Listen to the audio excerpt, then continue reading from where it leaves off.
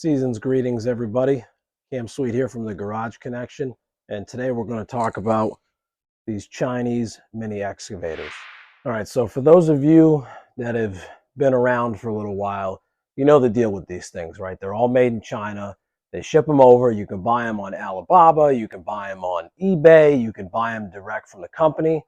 We're going to take a look at this one and kind of initial thoughts and also some of the mods I'm going to do immediately to this machine, okay? So this one happens to be an Agrotk model H12.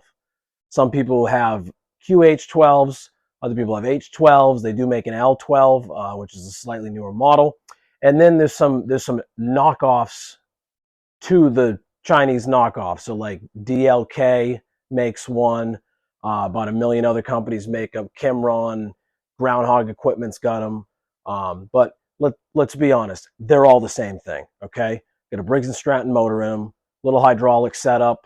They're tinier than all hell, and they're pretty cheap, right? I see these things going, it's December 23 now, so I see these things going between 3 and 4 at most of your auctions. By the time you get it home, it's in the mid fours. Then the market, secondhand market on them, secondhand brand new at least, market is the mid fives, sixes sometimes. Other people are crazy, they try to get 8, which ain't never gonna happen. I picked this one up on Marketplace for $5,800, okay? I probably overpaid for it, but since it was my first one, I didn't want to commit to buying 3 or 4 of the machines and then be stuck with them. So I got this, and I wanted to give it an honest chance before I jump into possibly picking up a few of these for resale. So we're going to take a look at it and just, hit on a couple things, and then we're going to talk about the mods. So stay tuned. Okay, so right off the bat here, we see we got a mechanical thumb or a fixed thumb. There is a provision on these machines right here for auxiliary hydraulics. So you have to get your different setup in the front there, and then you should probably just put some quick connects on these fittings. And then you can hook up your auxiliary hydraulics. Okay, we see this model does have all the hydraulic hoses on the outside of the boom. Some of the newer, the L12 models, they're on the inside of the boom for protection. I don't mind this because I like to be able to easily access these. On the operator station, very, very simple. We got a nice seat here. It is adjustable, okay? We have our key switch, throttle here. We have where the hour meter would be. I'm going to talk about that in a second. And then there is, in fact, a light switch underneath there, okay? The controls are the typical, they call them ISO controls, Caterpillar controls. So you've got your boom and bucket swing, and then your tracks, your little front grader bucket, and then your auxiliary hydraulics. Okay, so right now, if I were to move this with the engine on, there would be nothing because they're capped off. All right, underneath the operator station, we see an empty area here, and on the accompanying side is the battery storage. Okay, and then we have one of the swivel motors right there. Okay, so as far as the back end of the machine goes, obviously I'm in the middle of some work. What I'm doing here is I pulled off the back cover, which on this particular machine, there's just 3 bolts on either side here that hold it. And then you got to loosen up the counterweight and kick it back a little bit. It's on a like a sliding track. I took this off because I want to put in the cooling fans. Everybody that I talk to says that this thing, it's pretty good, but it gets hotter than hell. So in the summer, I think we're going to be running into some issues. So I want to go ahead and put the cooling fans in. So what I've done, I pulled this off. I pulled the cage off so it fits in my garage. And then my plan is to install the cooling fans here on the right side of the machine. And there's going to be 2 of them, and they're going to be blowing in, okay? There's a big debate about how the fan should be, 1 push, 1 pull, both pulling, both put. Listen, there's a big vent at the back of the thing. So if I push in with 2 fans, the air is going to get out. It's either going to get out on the left side or it's going to get out the back. So that's what I'm going to do, and I'm sticking to it. The other thing that I want to talk about is the hour meter. So the hour meter runs off of a positive and a negative over here. And the deal with it is if the battery switches on, the hour meter runs.